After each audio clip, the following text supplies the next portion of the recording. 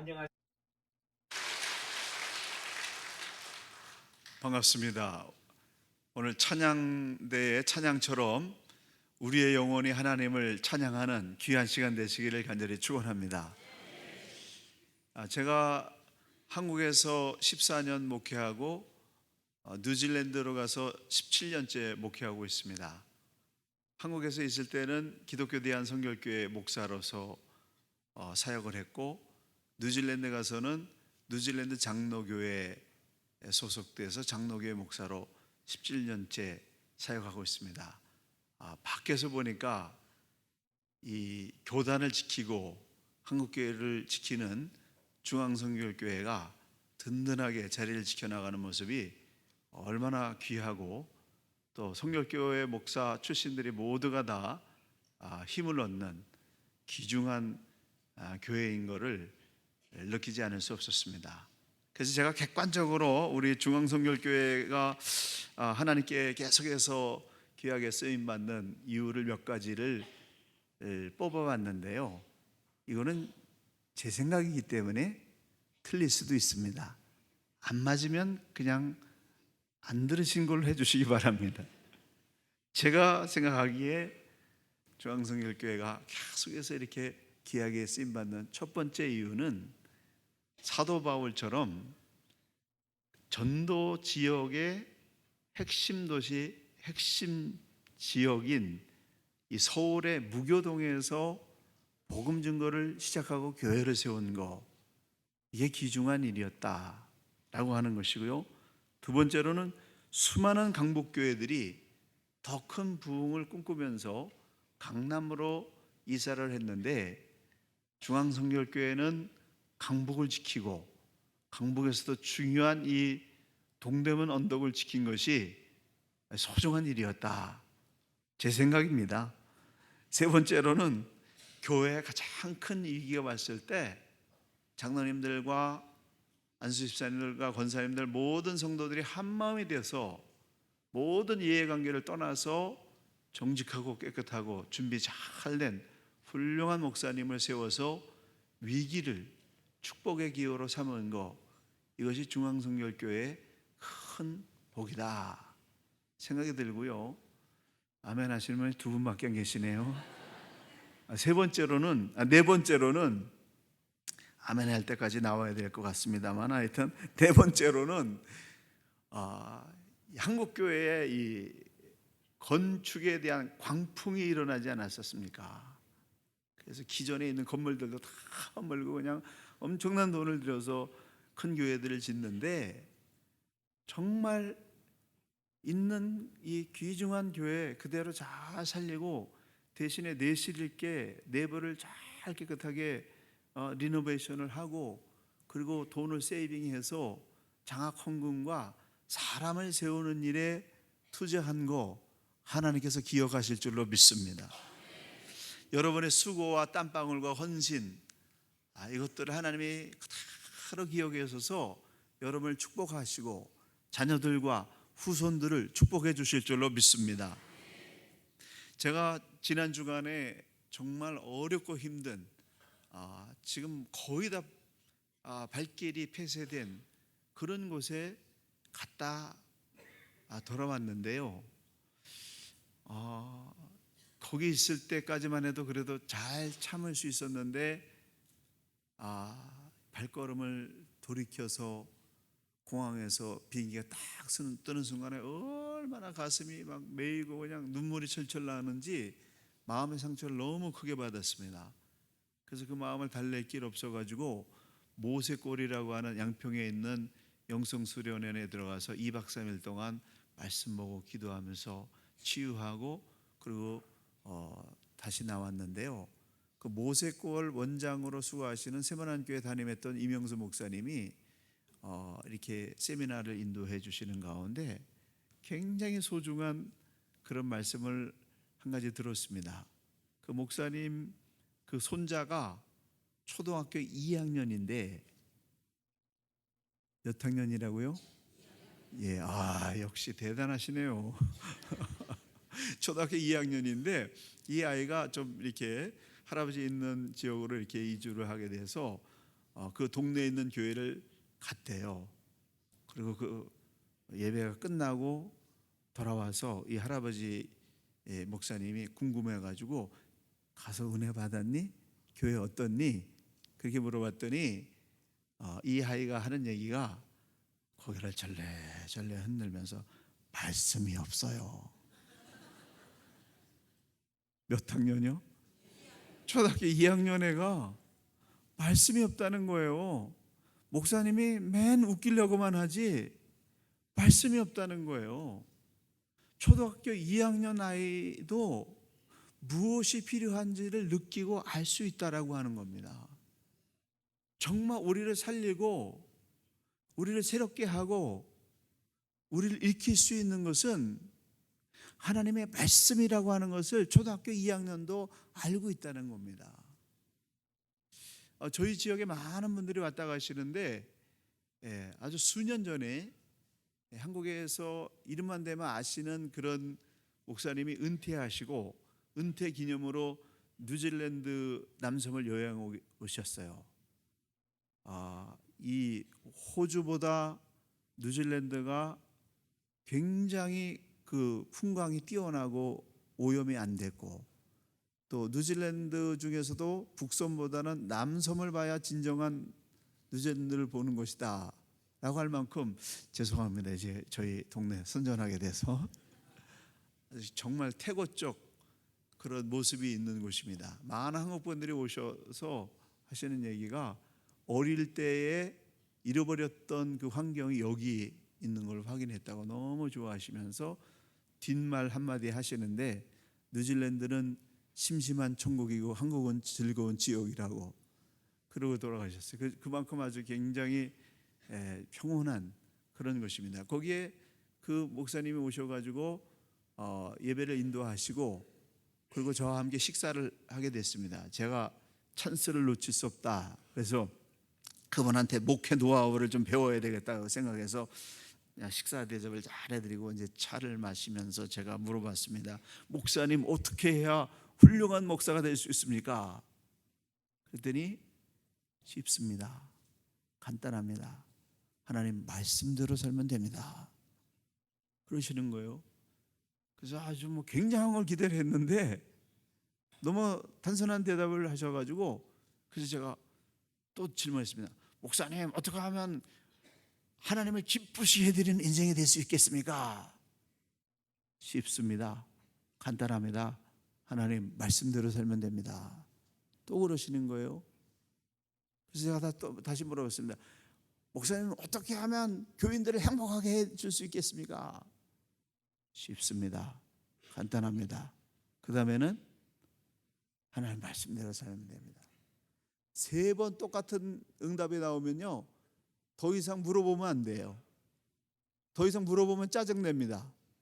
해답이 똑같은데 뭘 물어도 그분은 결론은 하나님 말씀대로 살면 됩니다 라는 대답을 하실 거라서 알기 때문에 저도 더 이상 묻지 않았습니다. 그래서 실망을 했어요. 솔직히 아니 좀 노하우를 좀 가르쳐 주시지.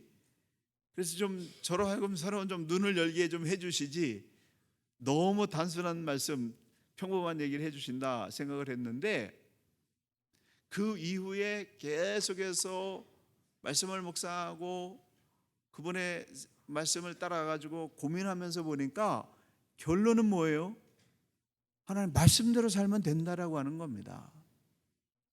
성경 전체의 말씀이 있는데 이 성경 전체의 말씀을 녹여낸 엑기스는 예수님께서 직접 말씀하신 마태복음 5장, 6장, 7장 산상수훈입니다.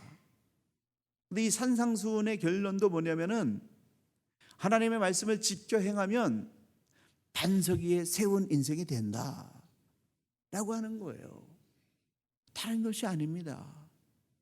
하나님의 말씀대로 지켜 행하면 세상이 흔들리고 땅이 흔들리고 위기가 와도 흔들리지 않는 인생이 될 수 있다 라는 말씀인 거예요.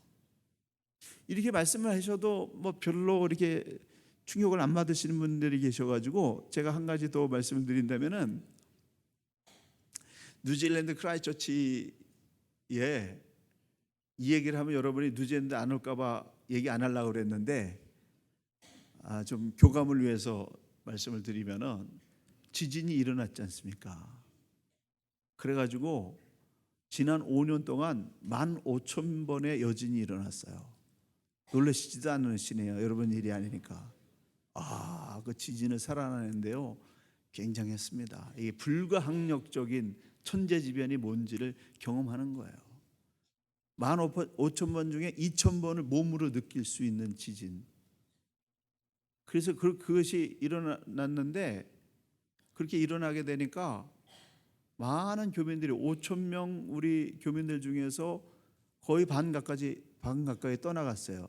근데 중국 사람들은 15,000명 정도 있었는데 지금은 4만 명으로 늘어났어요.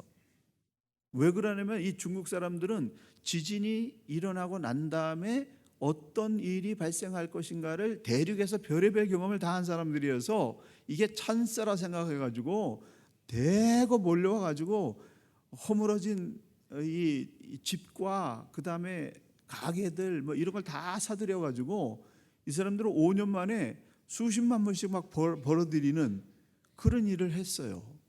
5년 후에 또 5.7의 지진이 일어났는데 그 5년이 지난 다음에는 사람들도 연단을 받아가지고 까닭없습니다. 건물도 무너질 거 다 무너졌기 때문에 새로운 신도시로 건축 지진공법으로 싹 지기 때문에 건물도 까닭없어요. 여러분 지진 나도 문제 없어요. 크라이스처치 오셔도 괜찮습니다. 뉴질랜드 오셔도 괜찮아요. 좋은 경험 하실 거예요 오히려. 그런데 거기에서 그렇게 훈련받고 났더니 세 가지 반응이 나타나는데 그것을 이겨낸 사람과 지진 안 일어난 것처럼 하는 사람과 이 지진이 두려워가지고 마음의 상처가 몸으로 나타나서 병이 된 사람들이 있는데 대부분 사람들 거기에 남아있는 사람들은 지진을 다 이겨낸 사람들이에요. 그러니까 이 사람들은 이제 웬만한 지진이 일어나고 천재지변이 일어나고 상황이 변화돼도 까닭없는 거예요. 그래서 그걸 보면서 정말 마음이 중요하다. 마음을 지킬 수 있다고 한다면 어떤 경우에서든지 살아낼 수가 있다. 제가 굉장히 겁이 많은 사람인데 5년 정도 그런 것들을 훈련해서 견뎌내고 났더니 두려운 게 없어졌어요. 모든 사람이 두려워서 안 가는 곳도 갈 수 있는, 옛날엔 제가 그러지 않았거든요. 그렇게 되더라는 얘기죠. 그런데 이렇게 성경이 말씀하신 대로 지진이 일어나고 환란이 일어나고 풍파가 일어나고 인생이 무너지고 이런 상황이 있다 할지라도 흔들리지 않는 반석 같은 인생을 살 수 있는 비법을 성경은 분명히 말씀하고 있다는 거예요. 그게 무엇이냐라고 하는 겁니다. 마태복음 5장, 6장, 7장에서 말씀을 지켜 행하는 사람은 땅이 흔들리고 세상이 흔들리고 사람들이 흔들리고 온 난리가 난다 할지라도 흔들리지 않는 반석 같은 인생을 살 수가 있다라고 하는 것을 말씀하고 있습니다. 그래서 이 말씀을 종합해가지고 이 산상수훈을 제가 세 가지로 묶어서 여러분에게 오늘 말씀드리려고 하는데요, 이 세 가지를 잘 여러분이 적용한다고 한다면 인생이 분명히 달라지리라 저는 믿습니다. 첫째는 뭐냐면은 겉과 속이 같아야 된다. 두 마음을 가지고 살아가는 사람은 항상 흔들립니다. 그러나 한 마음을 가지고 살아가는 사람은 어떤 일이 있어도 흔들리지 않는 거예요. 이 산상수훈의 첫 번째 메시지는 뭐냐면 팔복이지 않습니까? 어떤 사람이 복을 받느냐? 심령이 가난한 자가 복을 받고 애통하는 자가 복을 받고 온유한 자가 복을 받고 의에 줄인 자가 복을 받는다 쭉 나오는데 이 8가지 축복, 예수님의 모든 말씀의 첫 번째 그런 메시지가 뭐냐면은 심령이 가난한 자는 복이 있다니 하늘이 저의 것이다 라고 하는 것이거든요. 근데 심령이 가난한 자가 뭐냐? 마음이 파산 상태에 빠져 있는 사람이라는 거예요. 아니, 마음이 파산 상태에 빠져 있는 사람이 어떻게 복이 되는 겁니까? 인생이 무너지고 가진 것이 없어져 버리고 할 수 있는 일이 없는 인생 파산 상태에 빠진 상태가 어떻게 복이 되는 거예요?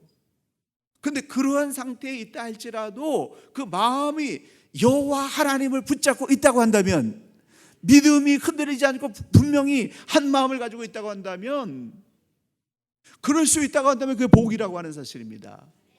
엄청난 역설적인 진리이죠. 아무리 마음이 힘들고 어렵다 할지라도 하나님 한 분 모시는 그 신앙이 흔들리지 않는다고 한다면 다른 거 다 가지고 있어도 하나님 없는 인생보다 복이다 라는 말씀입니다. 그래서 마음 전쟁에서 승리해야 됩니다. 잠언서 4장 23절에 무릇 지킬 만한 것보다 더욱 내 마음을 지켜라. 생명의 근원이 이에서 남이니라. 마음을 지켜야 됩니다. 로마서 12장 21절에 악에게 지지 말고 손으로 악을 이기라. 믿음 있는 생각과 믿음 없는 생각이 충돌이 됩니다. 끊임없이 내 안에서 이 싸움이 일어나게 되는데 사람들은 믿음 있는 생각을 버리고 믿음 없는 생각을 쉽게 선택하려고 하는데 선택해봤자 손해 날 것밖에 없어요. 아무리 힘들더라도 믿음 있는 생각을 선택하게 될 때 천국을 뺏기지 않는 것이다 라고 하는 겁니다. 미국의 남북전쟁이 한참 일어나게 될 때 어떤 한 사람이 남북의 경계선에서 살고 있었습니다. 그러면서 이 사람은 나는 남북군도 지지하고 북부군도 지지한다. 그래서 아랫도리는 바지는 남부군의 회색 바지를, 윗도리는 북부군의 푸른 군복을 입고 다녔습니다. 그리고 얼마 후에 그 지역에서 치열한 남군과 북군이 전쟁을 벌이게 됐는데 마을 사람들이 전쟁이 일어난다는 소식을 듣고 다 피신을 했어요. 근데 이 남자만은 남부군의 회색 바지와 북부군의 푸른 윗도리만 입고 있으면 어딜 가든지 안전할 것이다 라고 생각하고 자기 밭에서 일을 하고 있었습니다. 드디어 전쟁이 시작됐습니다. 전쟁이 시작되자마자 북군의 병사들은 회색만 보면 무조건 쏘는 거예요. 남군은 푸른색만 보면 무조건 쏘는 겁니다. 어떻게 됐습니까? 이 남자는 아래 위에 온몸에 총을 맞고 비참하게 죽었다는 거예요. 신앙생활도 똑같다는 거예요.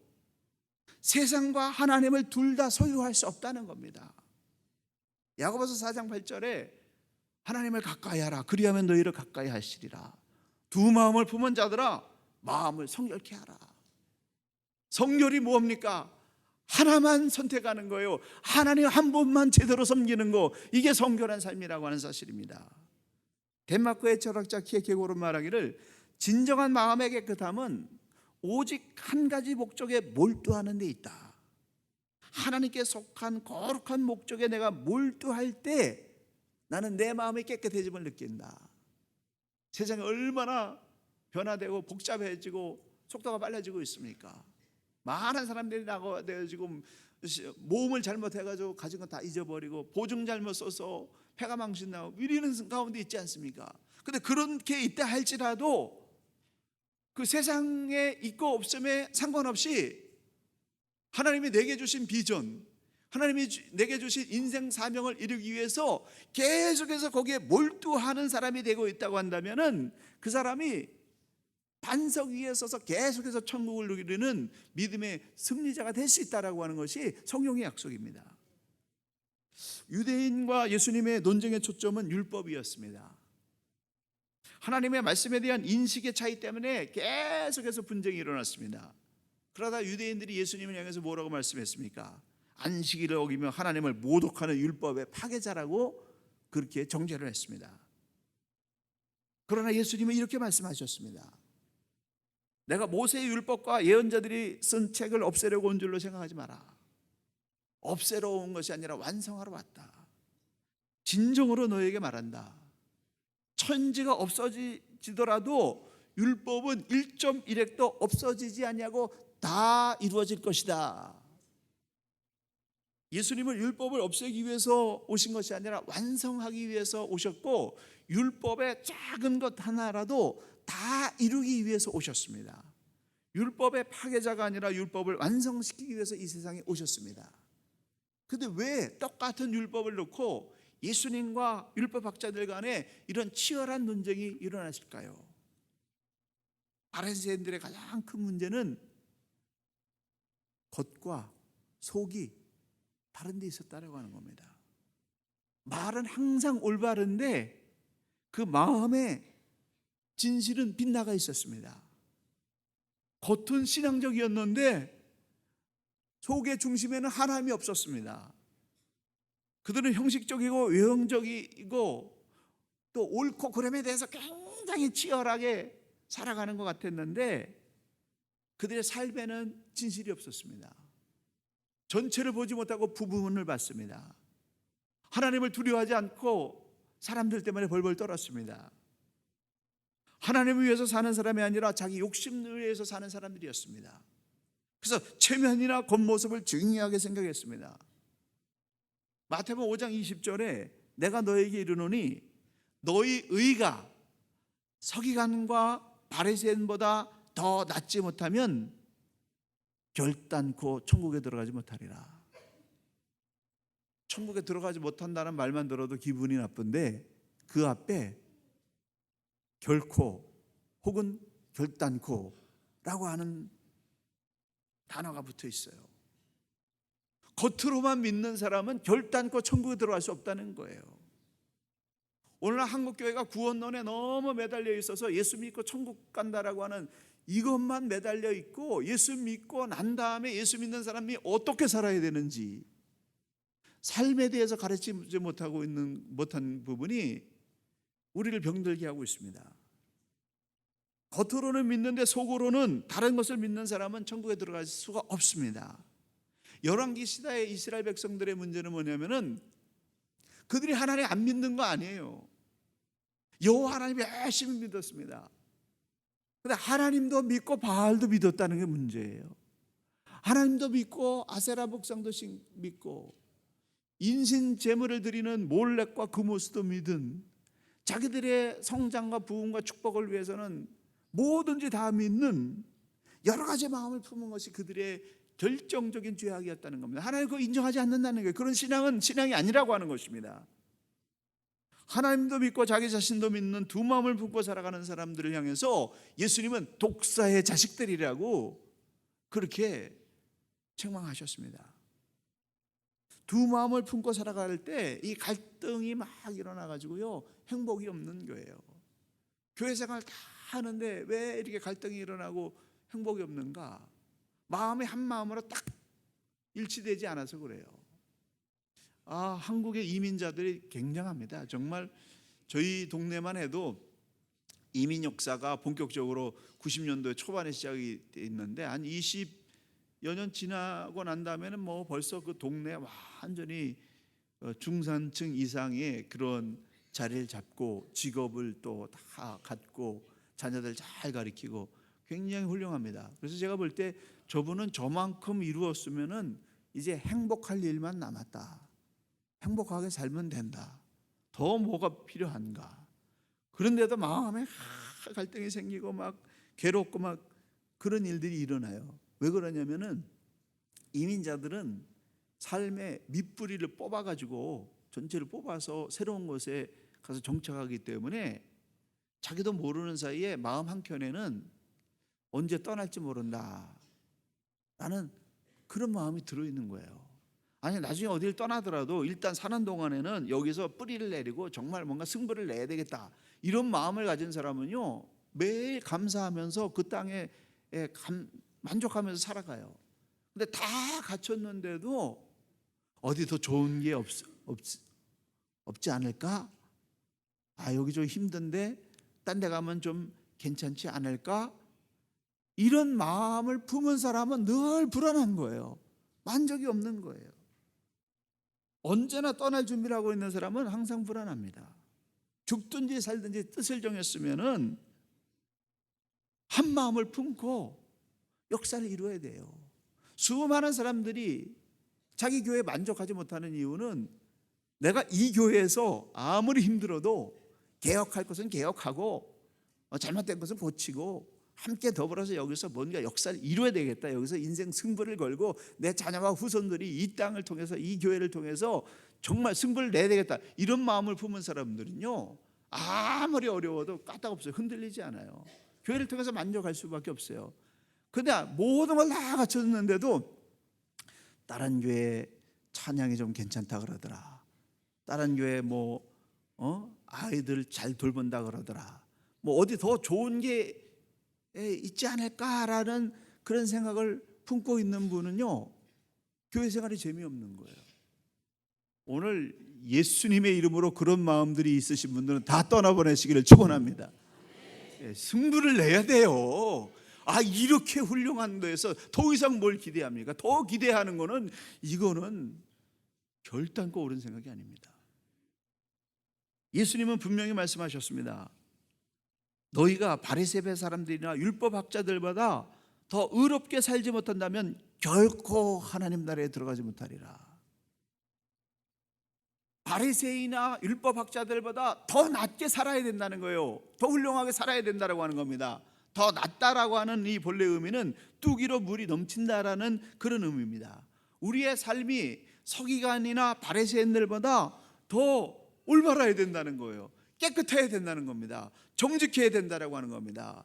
겉만이 아니라 속만이 아니라 겉까지 예수님의 삶을 그대로 따라 살아가는 그런 삶이 나와야 된다라고 하는 겁니다. 빌립보서 4장 8절 말씀에 정말로 형제들아 무엇에든지 잠대며 무엇에든지 경건하며 무엇에든지 오르며 무엇에든지 정결하며 무엇에든지 사랑할 만하며 무엇에든지 칭찬할 만하며 무슨 덕이 있든지 무슨 기림이 있든지 이것들을 생각하라. 단 한 구절에 계속해서 반복되는 단어가 있잖아요. 무엇입니까?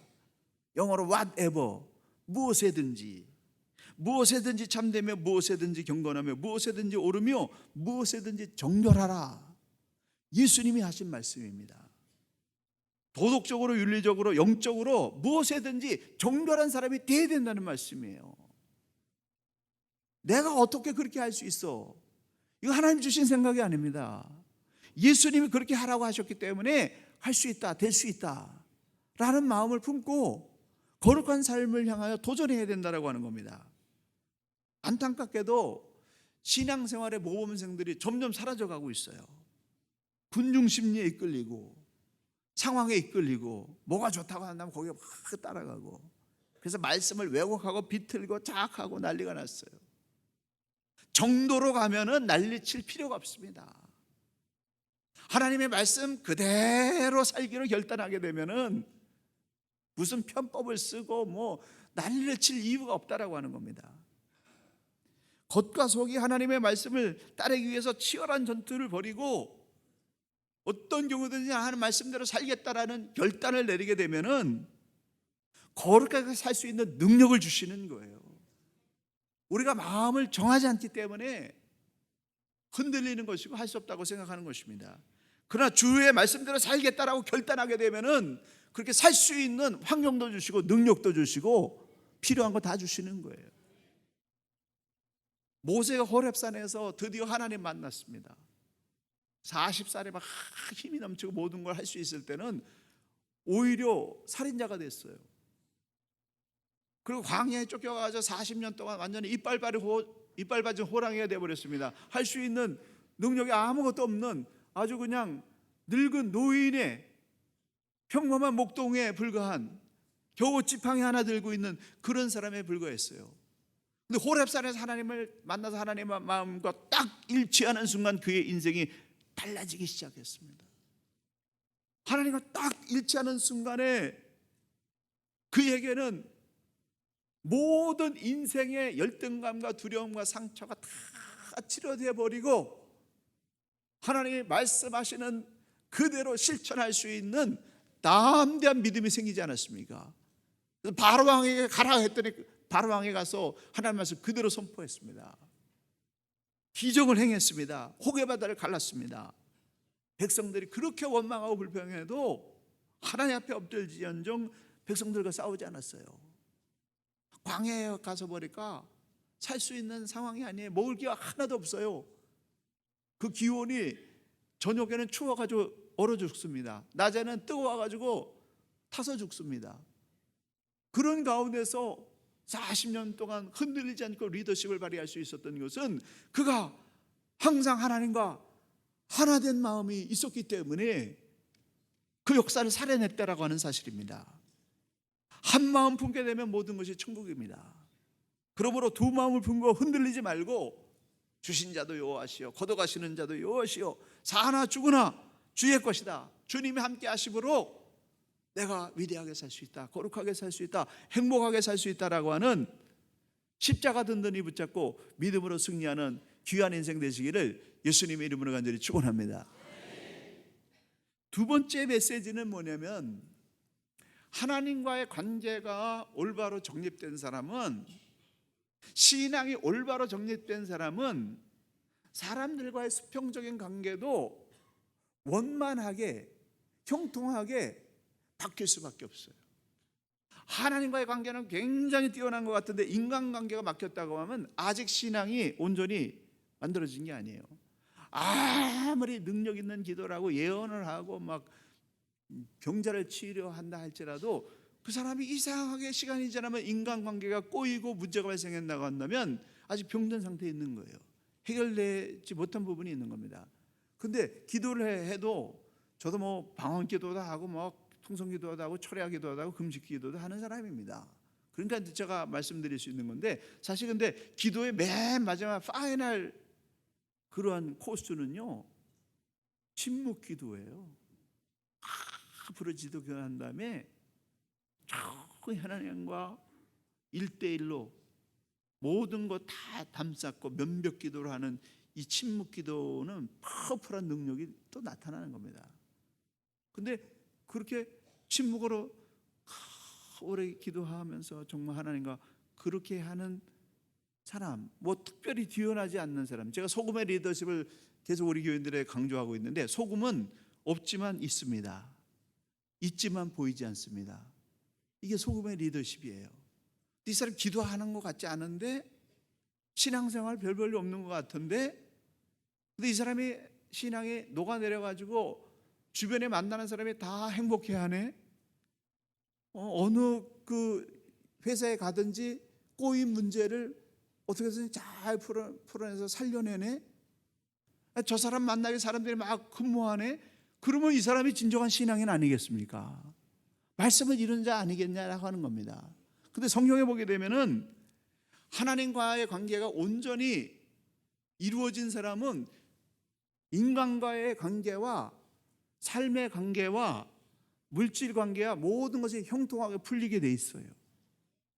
이거를 우리가 풀어내야 되는데, 특별히 인간관계에 있어서는 어떤 선택을 해야 되느냐. 하나님과의 관계가 믿음의 행함으로 인간관계로 나타나는데, 이 사람이 정말 말씀을 실천한 사람인가 아닌가를 측정할 수 있는 척도는 뭐냐면은, 이 사람은 사람을 살리는 사람인가 사람을 죽이는 사람인가, 이걸 보면 된다는 거예요. 저 사람이 품고 있는 마음이 사람을 살리는 마음을 품고 있는가 죽이는 마음을 품고 있는가, 저 사람의 표정과 말이 사람을 살리는 사람인가 죽이는 사람인가, 저 사람의 결단이 사람을 살리는 편에 있는가 사람을 죽이는 편에 있는가, 그거로 딱 측정해 보면 알 수가 있어요. 술집은 해야 될까요 말아야 될까요? 사람을 살리는 일입니까 죽이는 일입니까? 떡볶이집은 해야 될까요 말아야 될까요? 사람을 살리는 일입니까 죽이는 일입니까? 해답이 나왔잖아요. 그 다음에 떡볶이집을 그러면 동대문에서 할까 강남에서 할까, 이 동네에서 할까 저 동네에서 할까, 이거는 뭐 총 지혜를 동원해 가지고 여기서 할 수도 있고 저기서 할 수도 있죠. 그건 문제가 되지 않습니다. 근데 모든 삶의 선택과 그 과정이 사람을 살리는 일이냐 죽이는 일이냐, 이거에서 결정이 나야 된다는 겁니다. 사람을 살리는 일이라고 한다면 하나님 말리실 필요가 없어요. 내 욕심이 들어가지 않는 상태에서 사람을 살리는 일이라고 한다면 그것은 선택하지 못할 이유가 없는 것입니다.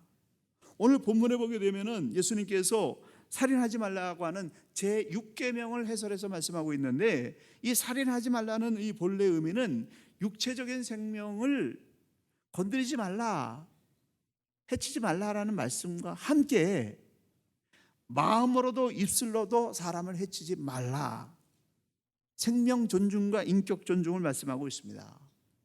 예수님은 내면에서부터 인간 존중, 인간을 소중히 여기는 마음을 품으면서 살라는 거예요. 출발부터 사람을 살리는 그런 마음을 품고 살아야 된다는 겁니다. 22절에 나는 너에게 이르노니 형제에게 노하는 자마다 심판을 받게 될 것이다. 형제에게 화를 내는 것이 살인이라는 해석입니다. 내 마음속에 다른 사람을 미워하고 증오하고 판단하고 정죄하는 마음이 있다고 한다면 살인하고 있는 거예요. 근데 그 살인하는 마음이 딴 사람을 죽이기 전에 나를 죽이는 거예요. 그래서 하나님께서 용서하라고 하는 거는 나를 살리기 위해서, 원수 갚는 건 나한테 맡겨라, 염려하지 말고, 내가 전능한 하나님이다, 옳고 그른 건 왜 모르겠냐, 걱정하지 말아라, 나한테 맡기고 너는 그 살인죄에서 탈출해라, 너 자신을 죽이는 그런 잘못된 생각에서 벗어나라고 주님이 말씀하시는 거, 우리를 위해서. 마음의 분노는 살인이라는 판결입니다. 근데 이 노하다라고 하는 뜻이 현대인의 성경에서는 이유 없이 화내는 사람입니다. 헬라에서는 화를 낸다라고 하는 그러한 단어가 두 가지 있는데, 하나는 두모스고 하나는 오르게예요. 두모스는 뭐냐면은 본능적인 화를 얘기합니다.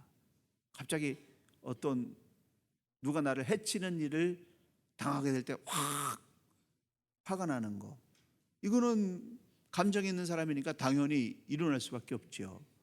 내가 운전을 잘하고 있는데 갑자기 어떤 사람이 확 끼어들어 와가지고 나를 어렵게 하면은 순간적으로 반응이 나오잖아요. 안 좋은 반응이 나오잖아요. 제가 점잖은 동네니까 이렇게 말을 점잖게 합니다만 순간적으로 확 나오잖아요. 그것까지는 어쩔 수 없다는 거예요. 그런데 그 다음 단계, 네가 나를 이렇게 했어? 어디 한번 두고 보자. 내가 실력이 안 돼, 능력이 안 돼, 차가 너보다 못해. 그래서 막 15분간 막 맹추적하고 그냥 막 빵빵하면서 그냥, 그리고 그 앞에 휙 해가지고 서가지고 막 나와라 그래가지고 막 하는 거, 이게 오르게라고 하는 거예요. 그 오르게까지 가지 말라는 겁니다. 화가 나는 거, 이걸 통제하지 못해가지고 이 화를 키우고 분노를 키워가지고 어디 한번 두고 보자, 내가 가만두지 않겠다라고 하는 복수하려는 마음을 품지 말라는 거예요. 그거 살인이라는 겁니다. 예수님은 오르게를 버리라는 말씀입니다. 어디 한번 두고 보자라고 하는 이 복수하는 마음을 버려야만 마음의 고통에서 자유할 수 있다는 거예요. 여러분이 열심히 기도 생활하고 헌신하고 헌금하고 성경 공부하고, 그런데 뭔가 마음을 확 누르고 있는 돌덩이 같은 게 있다고 한다면은 미워하는 마음이 있기 때문에 그래요. 용서하지 못하는 이 오르게가 누르고 있기 때문에 그렇습니다. 이 시간 나사렛 예수 그리스도의 이름으로 여러분 오르게를 떠나보내시기를 축원합니다. 떠나보내야 돼요. 그걸 붙잡고 있어야 아무 도움이 안 됩니다. 어떤 사람이 한참 청소년 시절에 이렇게 자라고 있는데 부모님이 이 애가 좀 잘했으면 좋겠는데, 청소년 시절에는 사고도 많이 치잖아요. 그러니까 부모가 화가 나가지고 지나가는 말로, 아이고 키만 크고 멀대 같은 거, 너 앞으로 뭐 해 먹을래? 이거 지나갔어요.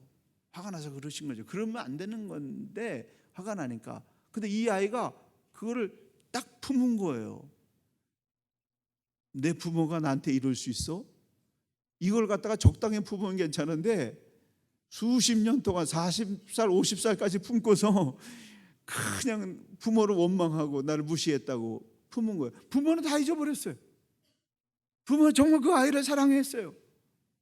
잘 되길 바랬어요. 아니 그 말 한마디, 그 분노를 통제하지 못해가지고 수십 년 동안 그 마음의 병을 가지고 있는 거예요.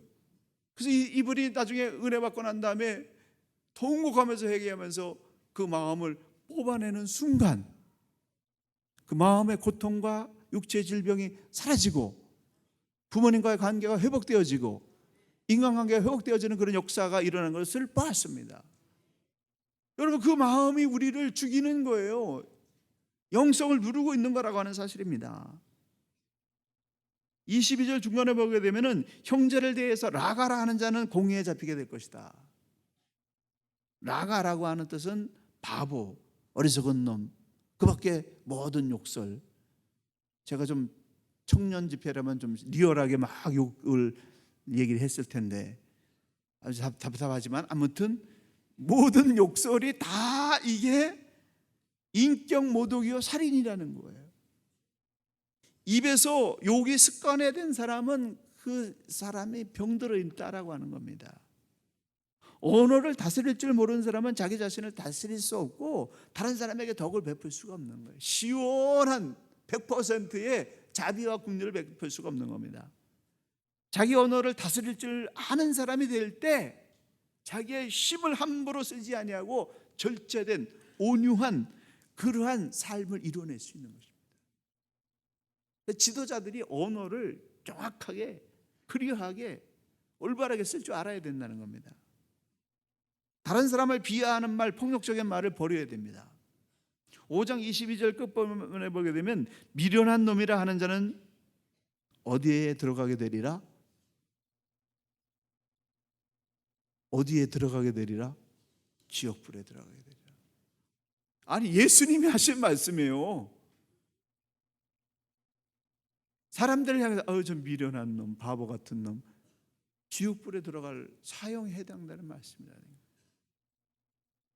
사람의 인격을 모독하는 것도 살인입니다. 특별히 연약한 자를 욕하면서 왕따시키면서 주먹으로 때리는 거 이건 삼중살인이에요. 바리새인들은 말하기를 나는 행동으로 살인하지 않았어. 그래서 나는 괜찮아. 그런 사람을 향해서 성경은 이렇게 말합니다. 그 형제를 미워하는 자마다 살인하는 자다.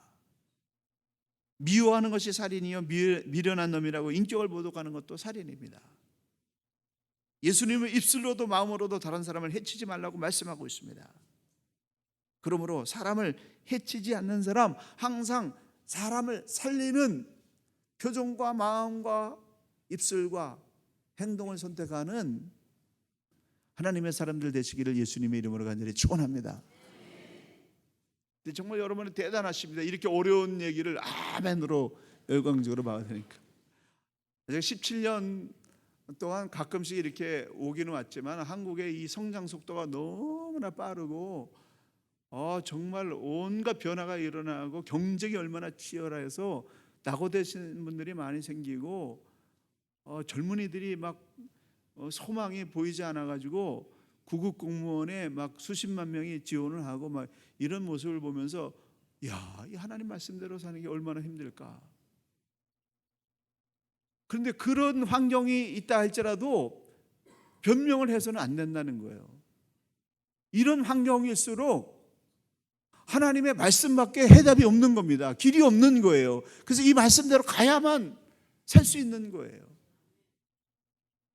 정말 이런 모든 말씀, 이 산상수훈을 다 녹여가지고 엑기스로 나오는 이 세 번째 결론, 십자가를 통해서 우리에게 주시는 그러한 반드시 이루어야 될 크리스찬들의 마지막 신앙의 목표는 뭐냐면은 모두를 예외 없이 사랑하는 아가페 사랑이에요.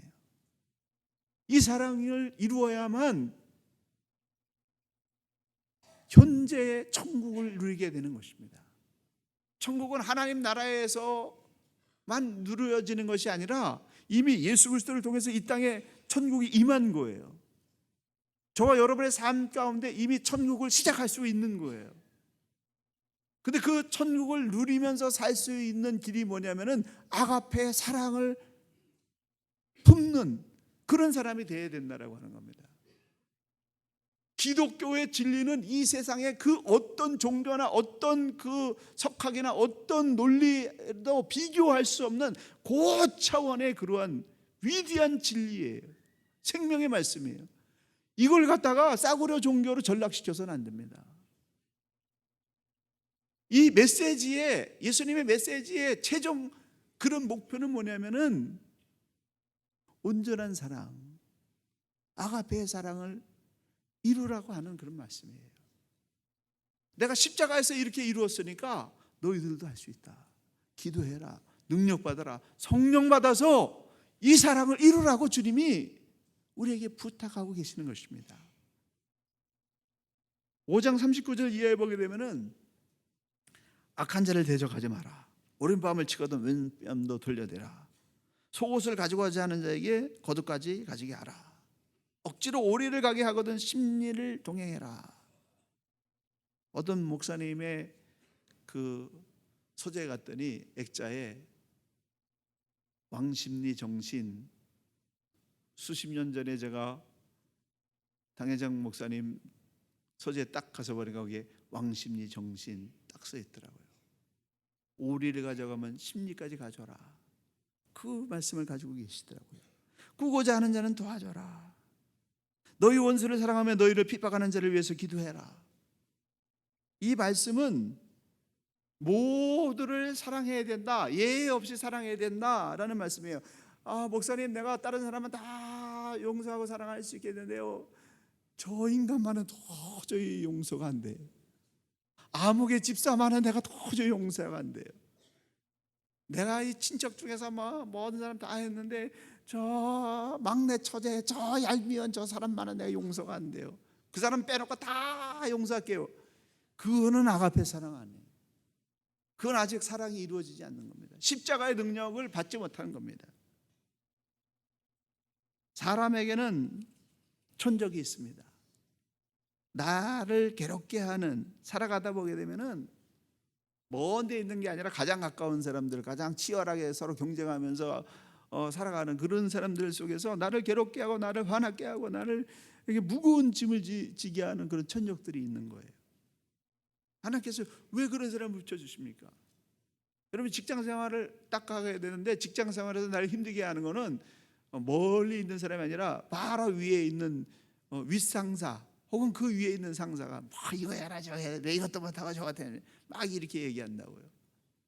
그런데 그 사람들을 왜 붙여주시느냐?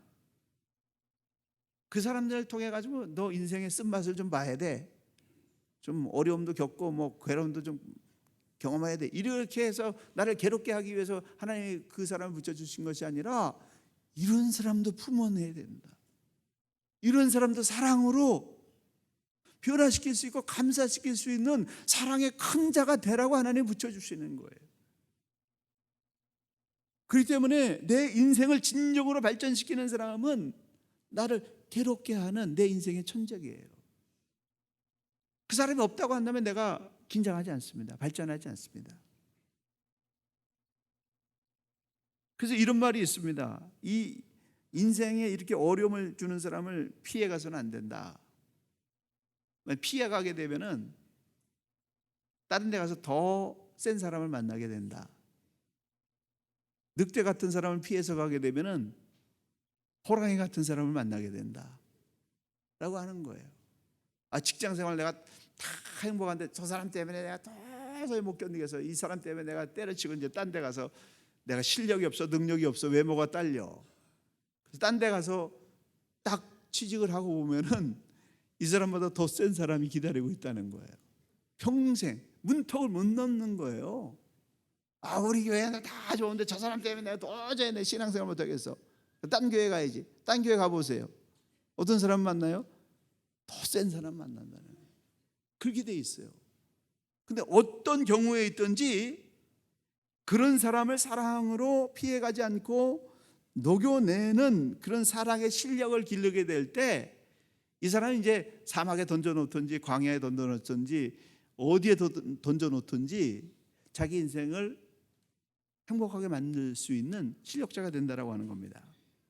마태복음 21장 이후의 말씀을 간략하게 정리하게 되면 6가지의 메시지가 나오는데, 마음으로도 살인하지 마라, 마음으로도 간음하지 마라, 마음으로도 아내를 버리지 마라, 마음으로도 정직해라, 마음으로도 악한 자에게 보복하지 마라, 마음으로도 선한 마음을 품고 원수까지 사랑해라.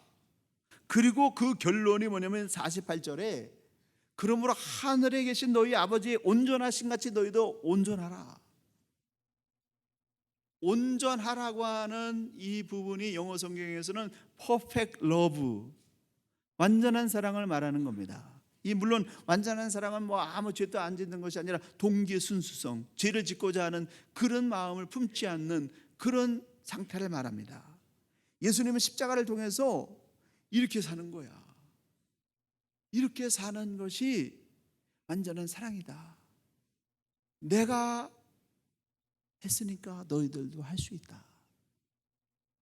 하나님을 사랑하는 자들아, 이렇게 살아야 된다라고 실천적인 가르침을 주셨습니다. 아가페를 이룬 사람 사도 바울은 이렇게 고백합니다. 내가 그리스도와 함께 십자가에 못 박혔느니 그런즉 이제는 내가 사는 것이 아니요 오직 내 안에 그리스도께서 사실 것이다. 아가페의 창시자 예수님이 이렇게 말씀하셨습니다. 자기의 생명을 사랑하는 자는 잃어버릴 것이요 이 세상에서 자기의 생명을 미워하는 자는 영생하도록 보존하리라. 너희가 서로 사랑하면 이로써 모든 사람이 너희가 내 제자인 줄 알리라. 믿음이 사랑의 실천으로 나타나야 된다는 거예요. 평양과학기술대학을 세워서 수많은 그런 해외 석학들이 거기 가서 아이들을 가르치고 있습니다. 예수라고 하는 이름을 전하지 못합니다. 그리고 어떻게 합니까? 그들이 가지고 있는 최고의 실력을 최선을 다해서 땀 흘려 가르치면서 예수님이 살았던 삶을 가르치는 거예요. 위대한 역사들이, 아이들에게 변화의 역사들이 일어나고 있는 거예요. 정말 우리에게 필요한 것이 무엇입니까? 말씀 한 구절이라도 그 말씀대로 살려고 끊임없이 노력하는 그런 삶의 변화가, 결단이 있어야 된다고 하는 겁니다. 모든 그리스도인들의 최종 목표는 온전한 사랑에 도달하는 거예요. 이 아가페의 사랑은 원수만 사랑하는 것이 아니라 가장 가까이 있는 가족들은 물론이고 사랑하라고 붙여주신 모든 사람들, 이 교회 안에 만나는 이 모든 성도들, 그리고 이 땅에서 마주치면서 살고 있는 주민들과 이름을 알 수 없는 수많은 사람들, 심지어 나를 반대하고 핍박하고 비난하고 괴롭히는 원수까지도 사랑하라 라는 말씀입니다. 제가 30대 목회하면서 부딪힐 때는 이게 막 다혈질이고 막 옳고 그른 거 조금이라도 틀리면 못 견디고 해가지고 많이 싸웠어요. 그래가지고 끊임없이 전쟁입니다. 고통입니다. 내 마음에 평화가 없는 거예요. 목회하면서도. 40대에는 뭘 깨달았냐면은 싸워봤자 소용없다. 싸워서 이겨봐야 남는 거 하나도 없다. 이겨서 어쩔 것이냐. 자존심은 남을지 모르지만 이 사람이 상처받고 가버리는 거예요. 가버리면 아무리 괴롭히더라도 주변에 있어서 더불어 사는 게 낫지. 그리고 결정적일 때 자기 몫은 다 해요. 주변에 있는 사람들이. 떠나버리면 끝나는 거예요. 그래서 50대부터는 져주는 게 일이다. 져주는 게 승리하는 거다. 아무리 나를 괴롭게 하더라도 마음으로부터도 잘라내지 않는, 하나님, 제가 끝까지 견딜 수 있는 힘을 주세요. 그리고 저 사람도 변화되게 해주세요. 그러면서 계속 하다 보니까 사람들이 조금씩 변화되어지고 나를 반대하던 사람들이 돌아서게 되면 얼마나 강력한 후원자들이 되는지 그것을 이제야 깨달으면서 살고 있습니다. 마태복음 5장 46절 47절, 너희가 너희를 사랑하는 자를 사랑하면 무슨 상이 있으리요? 세리도 이같이 아니하느냐? 또 너희가 너희 형제에게만 무난한다면 남보다 더 나은 것이 무엇이냐? 이방인들도 이같이 아니하느냐? 이 아가페의 이 위대한 사랑은 십자가의 보혈의 능력을 통과해낸 거듭난 사람들만이 해낼 수 있는 겁니다. 하나님의 능력을 받은 사람만이 이걸 해낼 수 있는 거라고 하는 사실이에요. 사랑하는 성도 여러분, 겉과 속이 같은 사람, 사람을 죽이는 사람이 아니라 항상 살리는 편에 서는 사람, 그리고 무조건적인 사랑, 예외를 두지 않는 아가페의 사랑을 이루셔서 하나님의 영광을 비춰낼 수 있는 여러분 한 사람 한 사람 인생이 되시고 중앙성결교회가 더욱더 빛을 발하여 온 세계 굶주린 영혼들을 먹여 살리는 생명의 생수가 터지는 거룩하고 위대한 교회가 되시기를 예수님의 이름으로 간절히 축원합니다. 기도하시겠습니다.